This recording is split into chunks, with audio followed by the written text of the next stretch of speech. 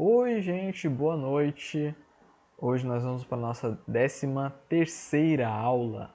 Foi mal pela última semana, tive que me ausentar, mas agora nós vamos começar o assunto de ecologia. A gente acabou o assunto de evolução, foi uma pena ter acabado aquele assunto, eu gostava muito, mas tem coisa boa pela frente. Aqui, ecologia, habitat, nicho ecológico, ecossistemas, comunidades, biótopo, relações ecológicas harmônicas e desarmônicas, inter e interespecíficas. Ai, que legal esse assunto. Então, a ecologia é o, em resumo, assim, existem vários conceitos de ecologia, né? É, na verdade, uma ciência que começou no principalmente, né, foi se desenvolvendo no século XX, então é relativamente recente. Assim, só faz tipo uns 100 anos, né? Não, mas realmente, existem vários conceitos sobre ecologia e ela só foi ser cunhada mesmo no século XX. E em resumo é o estudo de comunidades de seres vivos e suas relações com o meio ambiente. Basicamente isso. E também pode ser considerada o estudo, assim, o foco do estudo no ecossistema, o estudo do ecossistema. E o que é um ecossistema, hein? São fatores bióticos, ou seja, seres vivos, comunidade de seres vivos, mais fatores abióticos, ou seja, físico-químicos. Temperatura é um fator abiótico, vento, água, umidade, né, no caso, né, não seria água, químicos seriam pH ou outras características do solo ou da água, podem ser consideradas fatores químicos que vão influenciar os fatores bióticos. E o ecossistema ele é formado principalmente por uma comunidade e os fatores abióticos. Ou seja, isso que eu falei, né, os fatores físico-químicos e como os indivíduos se relacionam com esses fatores. Então, o que é uma comunidade, aliás? É o conjunto de populações de seres vivos que interagem e que estão no mesmo ambiente. E o que é uma população? Um conjunto de indivíduos de uma mesma espécie, basicamente. Eu expliquei isso na primeira aula, se eu não me engano, lá do comecinho. Então, o conjunto de ecossistemas, a biosfera. Nicho ecológico e habitat. Muitas vezes as pessoas confundem essas duas coisas. O habitat é mais comum as pessoas conhecerem, né? É o local ou ambiente que o ser vivo está. Ele vive lá. Por exemplo, qual o habitat da onça pintada? Pantanal, floresta amazônica, outros locais. São os locais que ela vive. Brasil, se pegar um pouco maior. Esse é o habitat dela. O nicho ecológico dela é o papel que ela tem no meio ambiente, é o que envolve os hábitos alimentares dela, envolve a relação dela com o seu ambiente e inclusive o microambiente. Por exemplo, da onça pintada, ela é um carnívoro, aliás, é um apex predator, né? É o carnívoro do topo de cadeia. Esse é o nicho dela. É basicamente isso, na questão alimentar. Mas também se pegar, por exemplo, uma larva de inseto, o nicho dela, além de se alimentar, por exemplo, se a gente pegar uma larva de um besouro que vivia em casca de árvore, o microambiente dela é a casca da árvore, é o tronco da árvore. E isso pode ser considerado um nicho ambiental, um nicho. Cadê só pra conferir? Sobre minha colinha. O nicho. Nicho trófico. Não. Nicho espacial. é o microambiente que essa larva se encontra.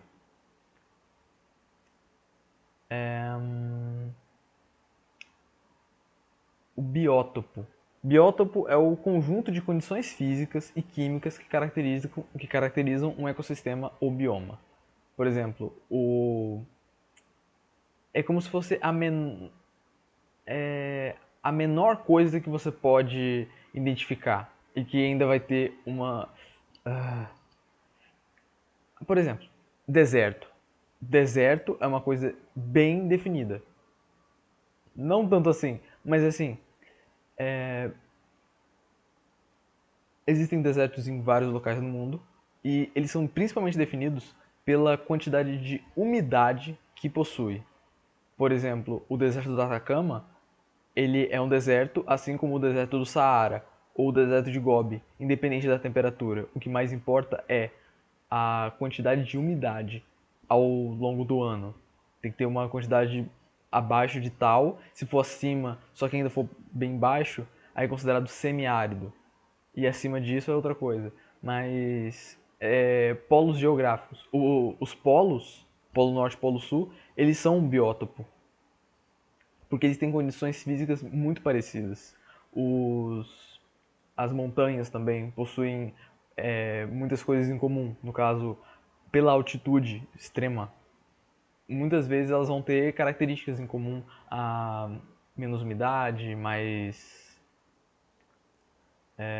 menos precipitação, menos temperatura, que acontece, né, em muitas altitudes, grutas, florestas, metrópoles, até metrópoles são biótopos, porque não é porque ela é artificial que deixa de ter um ambiente lá dentro. Existe muita poluição e isso vai influenciar nos seres vivos que vivem lá. Alguns não vão se adaptar, outros se adaptam, por exemplo, pombos, ratos, baratas, lagartixas. Ah, esse aqui eu gosto. Relações ecológicas. Ecológicas, eu botei errado aqui. Nossa, a concordância tá ótima. Então, existem as relações harmônicas e as relações desarmônicas. Relações harmônicas trazem benefícios para um ou mais partes dessa relação. Desarmônicas trazem malefícios para um ou mais partes.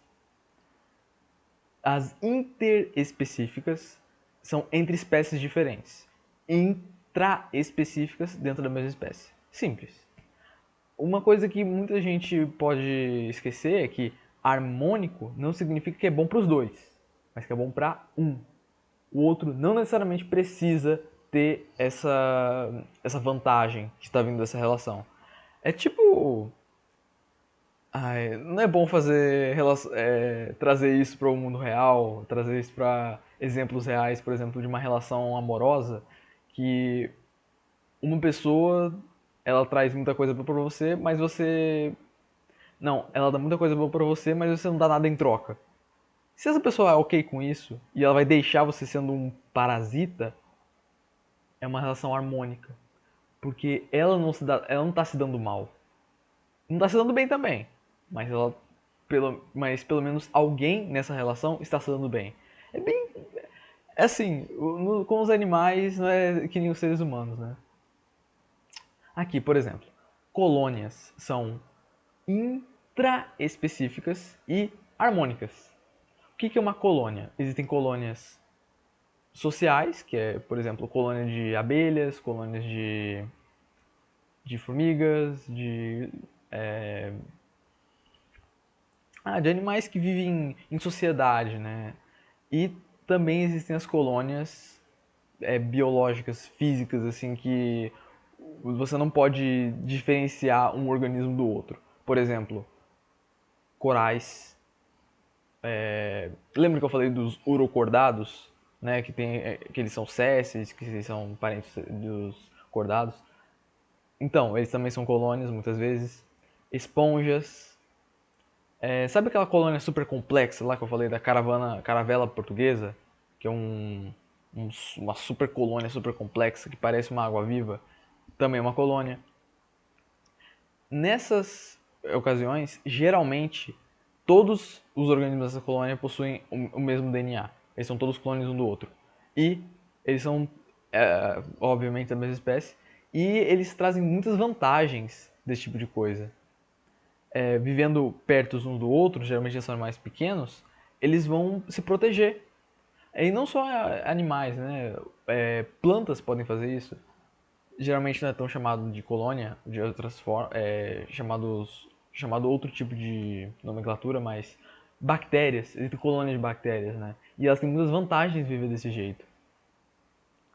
Sociedade seria uma colônia social, ou algo até menos específico, como uma alcateia de lobos, uma matilha, né? É uma sociedade. Lá tem o lobo alfa, a loba alfa, existe uma hierarquia, lá existe o cuidado dos lobos mais vulneráveis, por exemplo, os filhotes ou até idosos, dependendo do caso. Então, é uma relação que acontece na mesma espécie e é harmônica, porque só traz coisa boa e para todo mundo. Porque as, não só um, como todos os indivíduos vão estar se aproveitando de vantagens dessa relação. Eita, a bateria está acabando, só vou.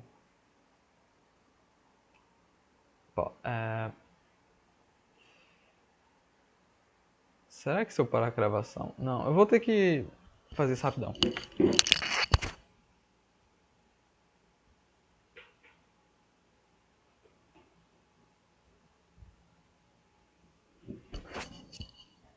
Aqui. Então, a gente estava falando sobre a competição interespecífica? Não, sobre sociedade, Então, as sociedades, elas são harmônicas, porque trazem bem para todo mundo, são na mesma espécie. Reuniões são menos complexas, são só reuniões de indivíduos da mesma espécie, por exemplo, gnus na África, cervos que se encontram para todo mundo beber água no mesmo rio.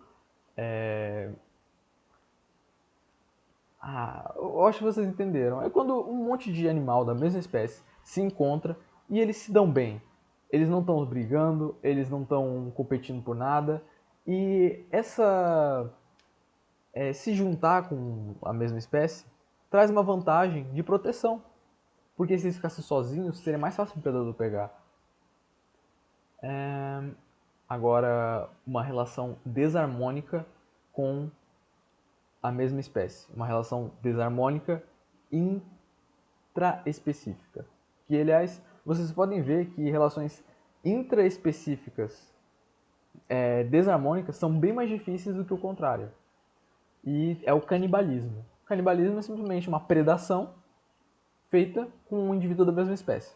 Geralmente são indivíduos mais velhos comendo os mais jovens que acabaram de nascer, ou assim, momentos de estresse, momentos de extrema fome, eles acabam comendo indivíduos da mesma espécie, porque eles não vão nem olhar quem, né? Vão comer qualquer um.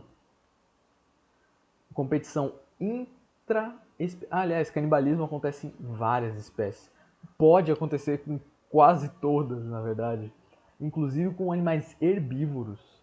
Para vocês terem ideia, né, de como o estresse que o animal está passando pode levar a comportamentos absurdos. Mas existem espécies que é super comum você praticar canibalismo.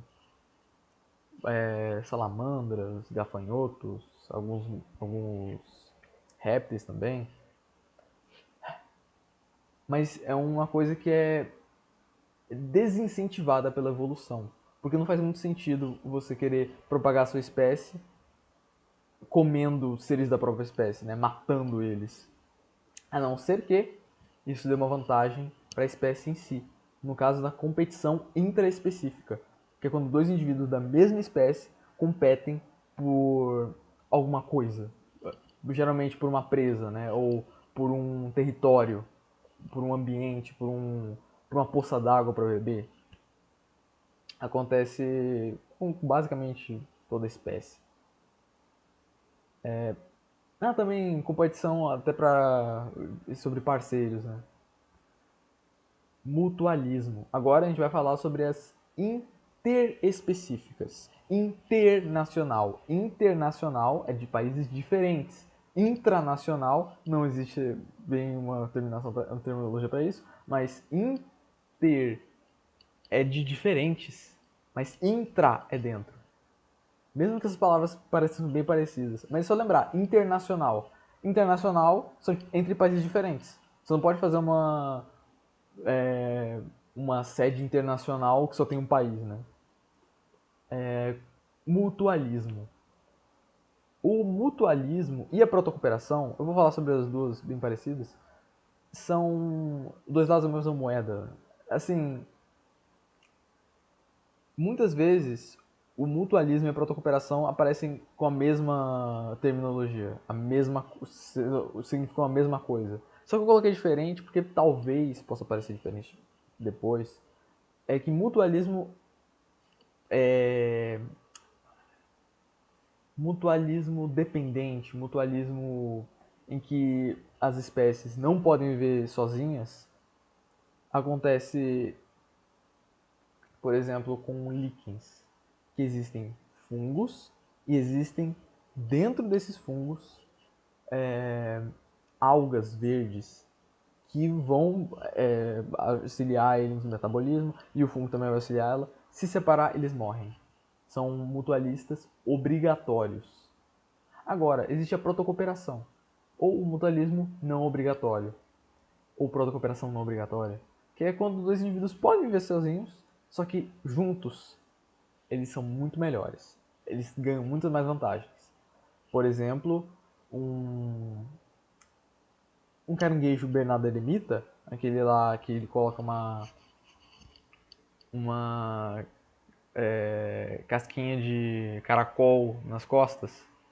Então, ele muitas vezes vai pegar uma anêmona, que é de uma espécie totalmente diferente da dele, colocar nas costas, e pronto. Ele vai estar ganhando proteção, ela vai estar ganhando locomoção, e os dois saem ganhando.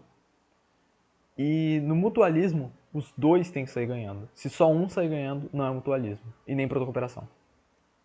Comensalismo. Agora é uma relação que é interespecífica, espécies diferentes, que um sai ganhando e o outro não sai com nada. Ele essencialmente não vai ter nenhuma desvantagem.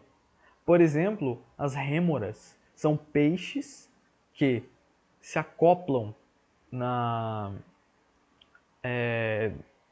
Por exemplo, tem uma baleia aqui. Essas rêmoras, elas se acoplam, pá, a parte de cima da cabeça delas tem tipo uma ventosa que eles seguram e vai aproveitar as sobras que a baleia fizer. Por exemplo, se for uma baleia predadora, carnívora, sei lá, uma beluga. Não, uma beluga é muito pequena. A jubarte, ela come peixes. E aí as sobras, a rêmora vai ficar comendo. Acontece muito com tubarões também. Um tubarão-baleia, né, que é um pouco mais lento, ele vai estar lá passando, é o maior peixe do mar, e a rêmora vai ficar acoplada lá ganhando locomoção, não vai precisar ter tanta, não vai precisar bater tanto a nadadeira, e ainda vai ganhar uma alimentação extra. Ela vai ficar lá comendo as sobras e tudo mais. Outra coisa que é outra relação que é harmônica e interespecífica, na qual um indivíduo não ganha nada e o outro ganha, é o inquilinismo, que é quando um animal essencialmente vive em outro animal. Acontece muito com, se não me engano, existe só uma relação com animais assim, que é com o pepino do mar. Sabe? Aquele parente da estrela do mar, da bolacha do mar, do lírio do mar. Esse animal, ele tem como inquilino um peixe extremamente fino que vive dentro do ânus do animal. E isso dá vantagens, né, para o peixe, que ele vai ter proteção, ele vai ter um local para ficar protegido e tudo mais, vai, enfim. E o pepino do mar não vai ter nenhuma desvantagem. Na verdade, se eu não me engano, ele perde as gônadas, então ele parece reproduzir, mas assim, não é considerado parasitismo, porque não acontece uma alimentação desse animal. Pronto, acabou. É só isso, ele só fica lá dentro. Agora, o epifitismo é uma relação semelhante, é basicamente a mesma coisa, mas que acontece com plantas. Por exemplo, as orquídeas. As orquídeas elas vivem grudadas em outras plantas, elas vivem em cima de outra planta, né? Usa outra planta como substrato, mas ela não faz nada de ruim. Ela tá só pegando a água da umidade, tá aproveitando do local, a vista boa, enfim. Traz uma vantagem para um e não traz nada para o outro. Foresia, a mesma coisa, né? Uma vai ter uma vantagem, o outro não vai ter nada. Que é quando uma planta ela utiliza de métodos para fazer um organismo levar as suas sementes para todos os cantos. Por exemplo, os carrapichos, né? Que são bolinhas cheias de sementes lá dentro, que essas bolinhas têm tipo um velcro que grudam no pelo dos animais ou na nossa roupa, né? E aí com o tempo ela vai solta as sementes para todo canto. A gente serve como um transporte, mas a gente não ganha nada com isso.